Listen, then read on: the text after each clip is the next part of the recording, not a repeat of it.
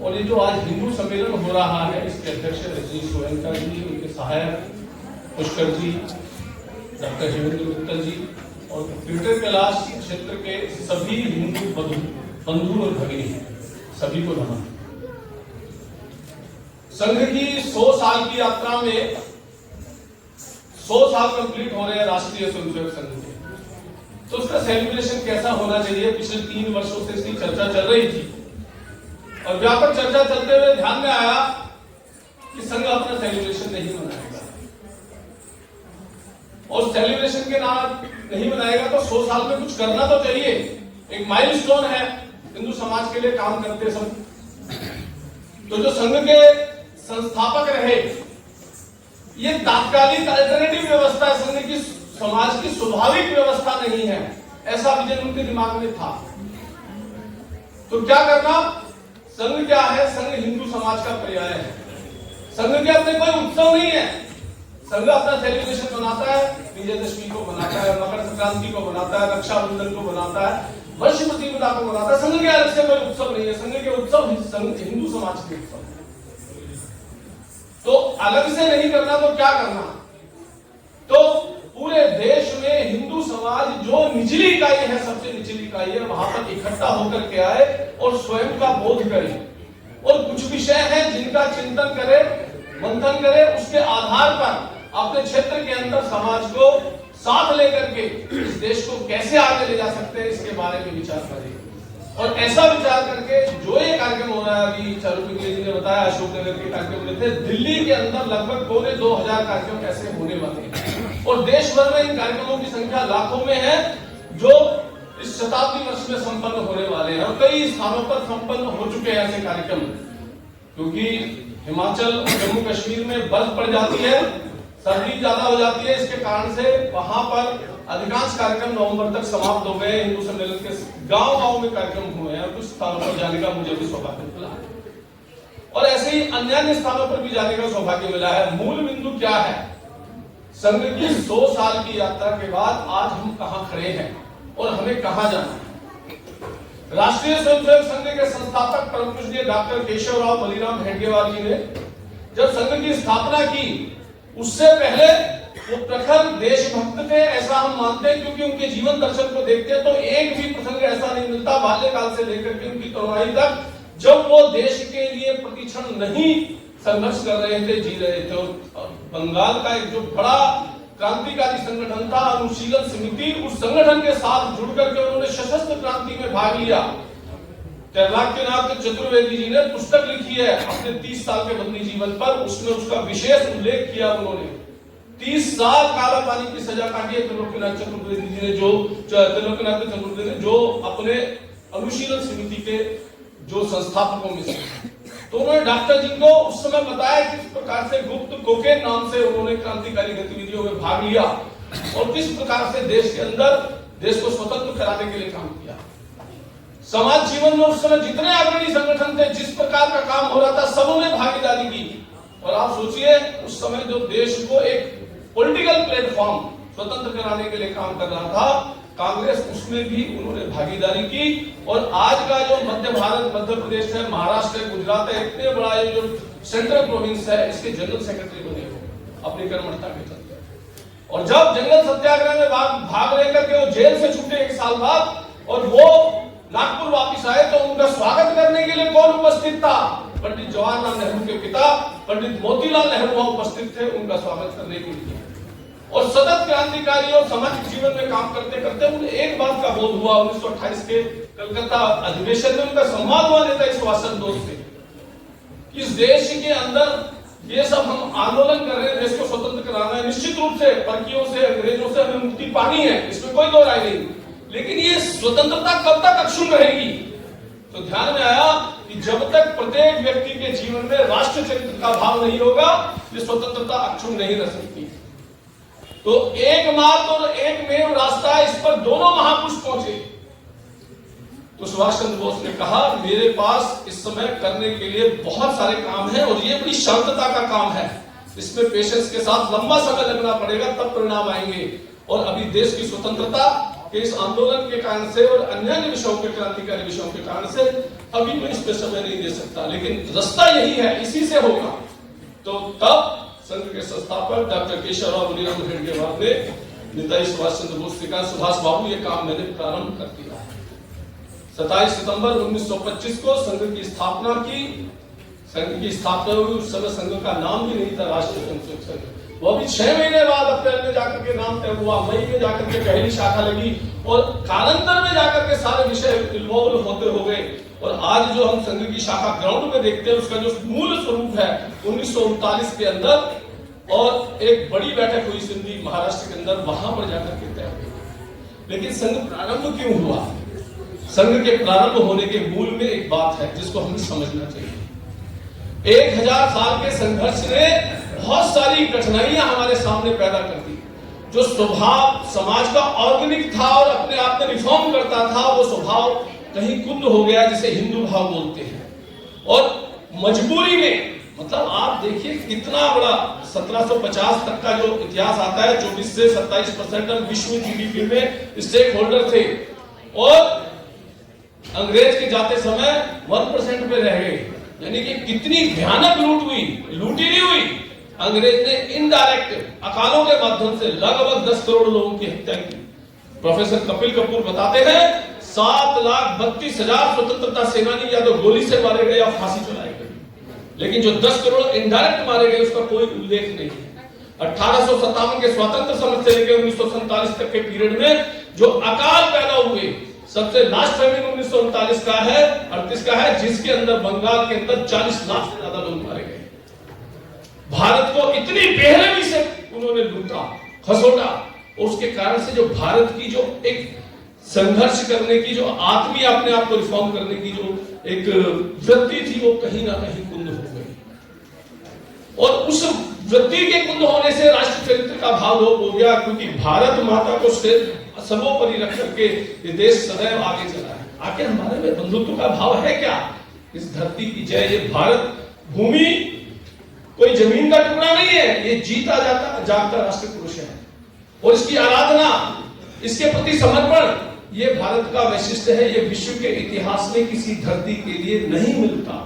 और उसका मूल कारण है यहाँ पे जो रहने वाला समाज है, सनातन समाज है, हिंदू समाज है, उसकी चित्ती, उसका सोचने का तरीका, जिसके कारण से उसकी निर्माण होती है। लेकिन वो कुंद हुई और वो राष्ट्रीय चरित्र का अभाव हुआ, जिसके परिणाम स्वरूप भारत को बहुत प्रकार की कठिनाइयां, दुश्वारियां झेलनी पड़ी।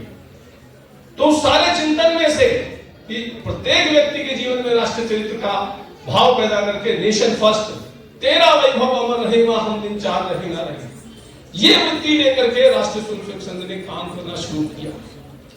और उसके बाद संघ ने आज तक एक ही काम किया है। संघ के बारे में बहुत सारी बातें समाचार पत्रों से, इधर उधर से हमें सुनने को मिलती हैं।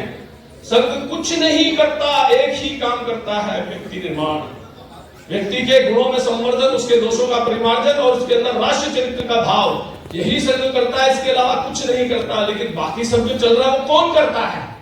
वो संघ के प्रेरणा से जो स्वयंसेवक गए समाज जीवन में, उन्होंने समाज की ताकत के आधार पर, समाज की शक्ति के आधार पर वो परिवर्तन किया है।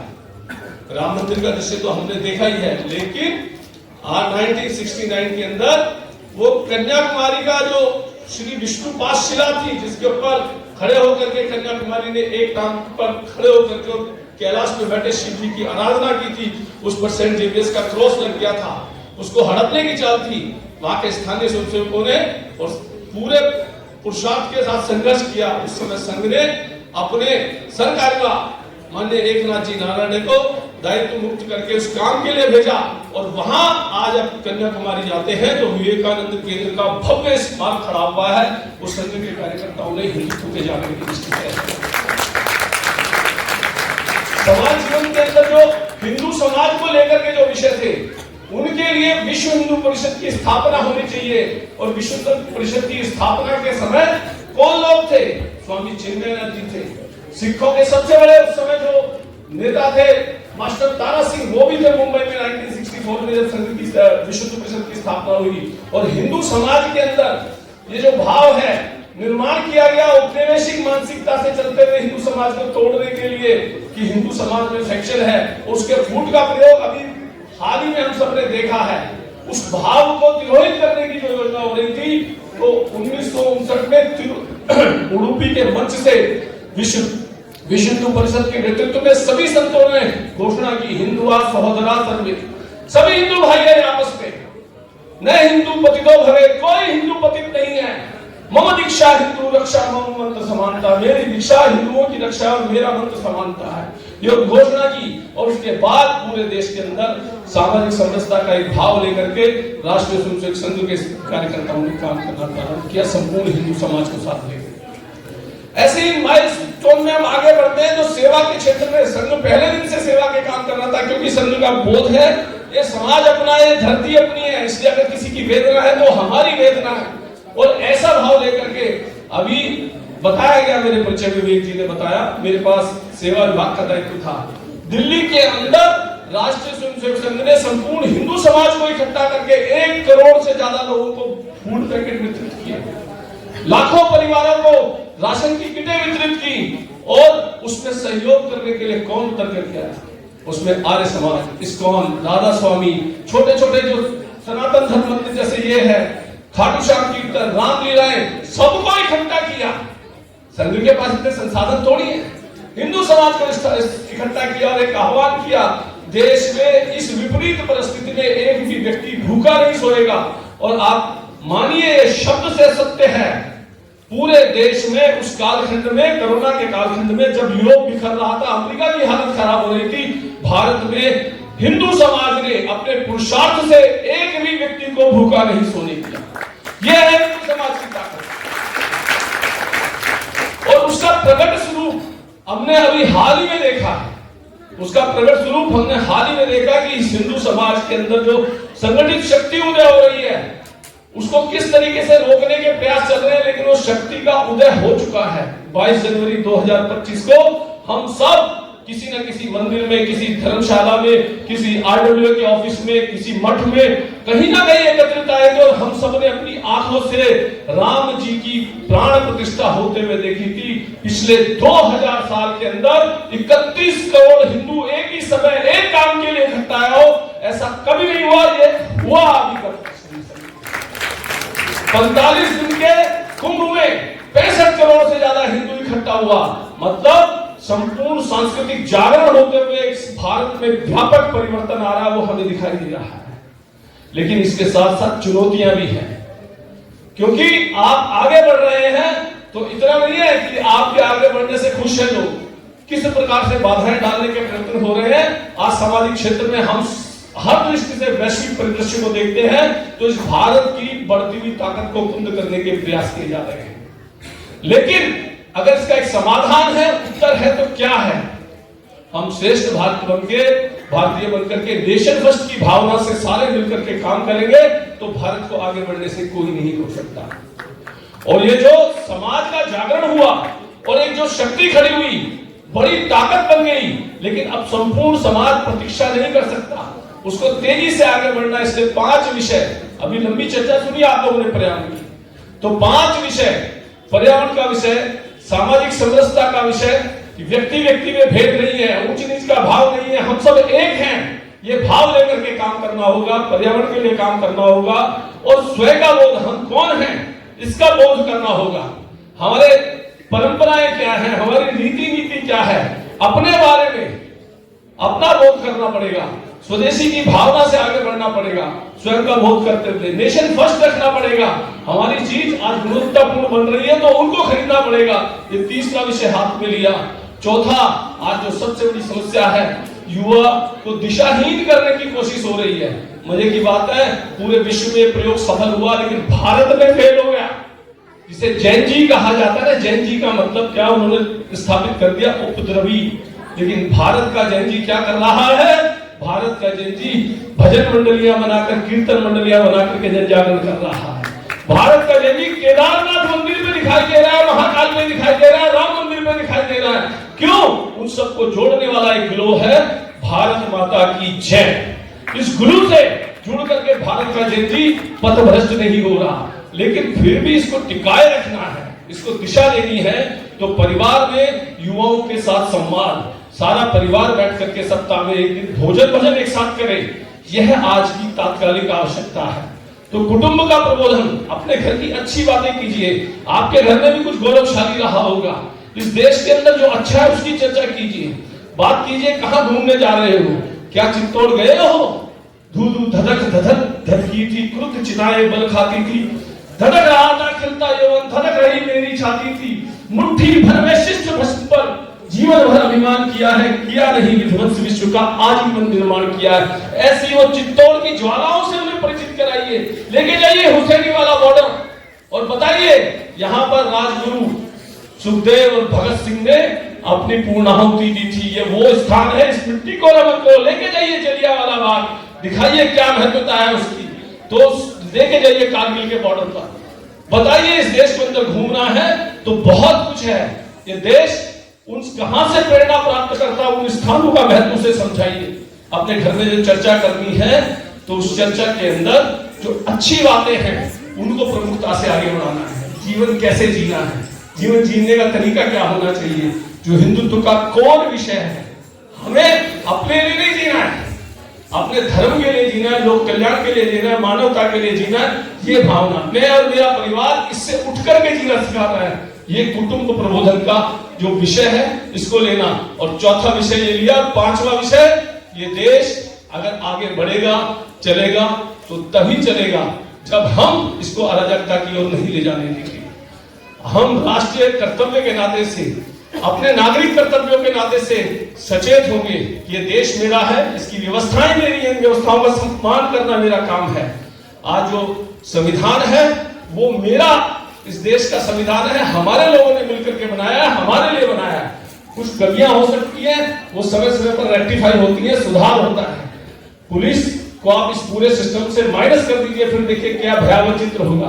पुलिस में रिफॉर्म हो सकते हैं, लेकिन व्यवस्था को खारिज करना कि पुलिस गलत है पूरी तरह से, ये षड्यंत्र अराजकतावादियों द्वारा खड़ा किया जाता है, उससे सावधान रहने की जरूरत है। इसी प्रकार जुडिशियल से लेकर के जितने विषय हैं सब में अश्रद्धा निर्माण करने का जो काम चल रहा है उससे समाज को सचेत करने की आवश्यकता है। ये व्यवस्थाएं अगर छिन्न भिन्न हो जाएंगी तो चाणक्य का सूत्र है, जहां अराजकता होती है वहां राष्ट्र नष्ट हो जाते हैं। ये भारत नष्ट हो जाएगा, लेकिन भारत बचा हुआ है इस सारी परिस्थिति में, नेपाल, श्रीलंका, बांग्लादेश सब में होते हुए भी। तो उसका कारण है कि भारत का सामान्य समाज धर्म भीरू है, धर्म के रास्ते पर चलता है, और इसलिए वो इस प्रकार के सारे षड्यंत्रों का शिकार नहीं होगा। लेकिन कब तक नहीं होगा, कब तक नहीं होगा? जिस प्रकार से आज परिवर्तन आ रहा है सोशल मीडिया के माध्यम से, एआई के माध्यम से, इंफॉर्मेशन टेक्नोलॉजी के माध्यम से, कब तक रोकेंगे? जब तक अगर हमने संवाद नहीं किया, चर्चा नहीं की, अपने परिवार में बाकी सबके साथ बैठ करके समाज के लोगों को नहीं जागरूक किया तो परिवर्तन नहीं आएगा। तो ऐसे 5 विषयों को लेकर के राष्ट्रीय स्वयंसेवक समाज में गया और समाज को एक चेतना दी कि ये हिंदू समाज, उसके सोचने का तरीका यही है। वो किस तरीके से सोचता है? उसके सोचने का तरीका है सर्वे भवन्तु सुखिनः। उसके सोचने का तरीका क्या है? विविधता में एकता के दर्शन करता है। विश्व के प्रसिद्ध ब्रिटिश दर्शन शास्त्री हुए आर्नोल्ड टॉयनबी, उन्होंने कहा है कि भारत, एक जगह में उनको पढ़ रहा था, उनकी राइटिंग में लिखा हुआ था कि भारत नष्ट नहीं होगा, विश्व की सारी सभ्यताएं नष्ट हो जाएंगी। तो मेरी जिज्ञासा हुई कि ऐसा वो क्यों लिख रहे हैं? तो उन्होंने बताया कि विश्व में एकमात्र भारत है वो जो डाइवर्सिटी में यूनिटी के दर्शन करता है, विविधता में एकता के दर्शन करता है। एक फारसी का शेर है, चमन में इख्तिलाफ के रंगों से बात बनती है, हम ही हम हैं तो क्या हम हैं, तुम ही तुम हो तो क्या तुम हो। ये जो विविधता है, मान लीजिए हम सबके चेहरे एक जैसे होते, वस्त्र एक जैसे होते, तो यहाँ क्या होता है? यहाँ विपुल खड़ा हो जाता, आपस में तनाव हो जाता, झगड़े खड़े हो जाते। कहीं अगर गुलाब उग रहा है तो गुलाब ही गुलाब है, तो गुलाब का खेत है, गेंदा उग रहा है तो गेंदे का खेत है, लेकिन विविधता लिए हुए विभिन्न प्रकार के जहां पौधे होते हैं वो उद्यान कहलाता है। इसलिए जो विविधता है ये दोष नहीं है, ये एक तरीके से जीवन को देखने की दृष्टि है कि जो तुझ में है वो मुझ में है। ये जो हिंदुत्व का चिंतन है, भगवान कृष्ण गीता में कहते हैं, आत्माराम सर्वभूतेषु हृदयेषु अर्जुन तिष्ठति। मैं इस चराचर जगत के अंदर सबके हृदय में उस आत्म तत्व के रूप में हूं, जो मेरे अंदर है वो तुम्हारे अंदर है। इसका दर्शन करना ये भारत के अलावा कहीं नहीं है। सर्व समावेशिता का सिद्धांत जो चाहे जिस पथ से जाए साधन केंद्र बिंदु पहुंचेगा।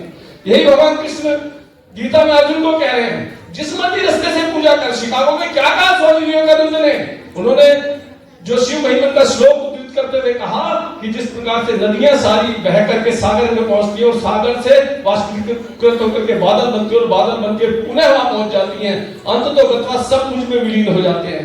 तो जो जिस तरीके से पूजा करेगा, ये भारत का वैशिष्ट्य है। आपकी श्रद्धा इस मंदिर के किसी खंबे में हो जाती है और आप कहते हो इस खंबे को पूजूंगा, आपको कोई रोकने वाला नहीं है।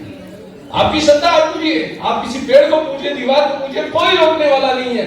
ये मत भिन्नता, इसको स्वीकार करने वाला कोई है तो भारत है। विश्व के अंदर जितने समाज हैं, चाहे पारसी है, चाहे यहूदी है, जो भी जिनको भी प्रताड़ित किया गया उनको आश्रय भारत ने दिया। इसलिए ये भारत भूमि मंगलमयी है, विश्व के कल्याण की भूमि है। ये जो चिंतन है, ये हिंदुत्व का चिंतन है, सबके कल्याण का चिंतन है। इस चिंतन को आगे एक्सटेंड करने का जो विचार है वो भारत का विचार है। लेकिन सावधानी के लिए कुछ बातें अपने को ध्यान करनी पड़ेगी। और वो बातें क्या है? आज पूरे विश्व के अंदर एक वोकिज्म नाम का नया जो कॉन्सेप्ट आया है, जो सिर्फ शरीर का विचार करता है, समाज का विचार नहीं करता, राष्ट्र का विचार नहीं करता, मानवता की कदर नहीं करता, जिसके लिए शरीर ही केंद्रीभूत है और शरीर को लेकर के ही उसका सारा चिंतन है। LGBTQ ये आपके दरवाजे पर दस्तक दे रहा है। सुप्रीम कोर्ट के चंद्रचूड़ साहब यूनिट टॉयलेट बनवा कर चले गए। दिल्ली भर और देश भर में 100 ऐसे टॉयलेट बन गए हैं। आपको डिक्लेयर करना है मैं पुरुष के शरीर में स्त्री हूं, आप उसका प्रयोग कर सकते हैं, और आप स्त्री के शरीर में पुरुष हैं, उसका प्रयोग कर सकते हैं। इस प्रकार का वाहियात और मूर्खता भरे निर्णय अभी हुए हैं। और NCERT के सिलेबस में टीचर कैरिकुलम में ये विषय आ गए थे। वो तो शुक्र है देश के अंदर संघ के विचार से चलने वाले कुछ लोग बैठे हैं जिन्होंने उसको रोक दिया, नहीं तो आपके बच्चों को उसकी जेंडर आइडेंटिटी के लिए मजबूर किया जाता, जबरदस्ती प्रयोग किया जाता कि किस प्रकार से तुम क्या हो, तुम लड़का हो या लड़की हो। इस प्रकार के चिंतन, दूषित चिंतन से उसको प्रेरित करने की दिशा में चल रहे थे। आखिर एलन मस्क ने क्या किया? उसके बेटे को प्रेरित करके कि नहीं तू लड़की है, हार्मोन्स के इंजेक्शन दिए गए और उसकी हत्या कर दी गई इस वोक कल्चर के द्वारा। तो ये बहुत बड़ी चुनौती हमारे सामने है। अपने बच्चों को संभालने की आवश्यकता है, और संभालने का तरीका क्या है?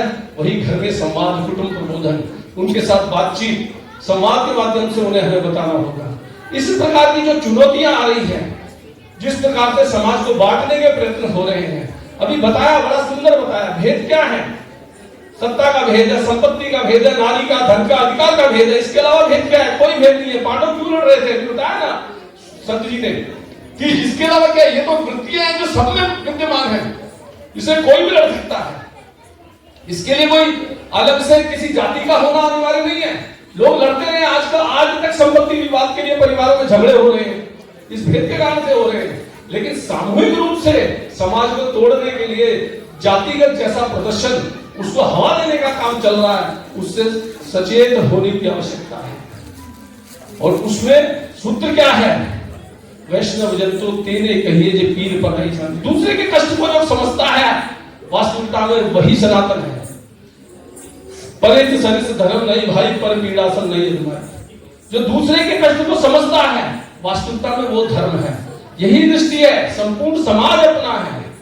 जीवन के अंदर इसकी अनुभूति कीजिए। संघ के कार्यकर्ता सेवा बस्तियों के अंदर, दिल्ली में लगभग 1150 सेवा बस्तियां हैं, उनमें नियमित जाते हैं, उनके साथ बैठते हैं, भोजन करते हैं, कार्यक्रम करते हैं, मकर संक्रांति के उत्सव मनाते हैं, खिचड़ी के कार्यक्रम करते हैं। संपूर्ण समाज को एकीकृत जोड़ने का काम, कि सारे समाज के अंदर ये सारा समाज अपना है, इसमें सब में नर में नारायण का दर्शन करना, इस भावना से काम कर रहे हैं। और ये विचार संपूर्ण समाज का बनना चाहिए। छोटापन नहीं दिखाना चाहिए कि मैं फला जाति का हूं, मैं फला उससे हूं, अमीर गरीब, ये जो भेदभाव की दृष्टि है, इसको त्यागना होगा। और इस क्षेत्र में रहने वाले संपूर्ण समाज को इकट्ठा करना पड़ेगा। ये हमारा हिंदू राष्ट्र है। GK2 के अंदर कोई भी हिंदू किसी भी कारण से प्रताड़ित होता है, कष्ट में आता है, तो हम सब के लिए वो बहुत ही ज्यादा कष्ट का विषय होना चाहिए।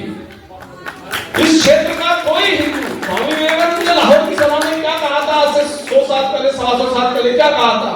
जब तक एक भी हिंदू कष्ट में है और तुम सुख से जीते हो, तो वो तुम्हारा सुख से जीना ठीक नहीं है, इसका मतलब तुम्हारी संवेदनाएं समाप्त हो गई। चुनौतियां भी हैं, सर्वदूर देख रहे हैं, लेकिन हमारा हिंदू राष्ट्र क्या है? हमारा GK2 है, ये जो बस्ती है, ये जो हमारी बस्ती है, हमारा हिंदू राष्ट्र है, जहां पर हिंदू से संबंधित किसी विषय पर भी हम समाज को लेट डाउन नहीं होने देंगे।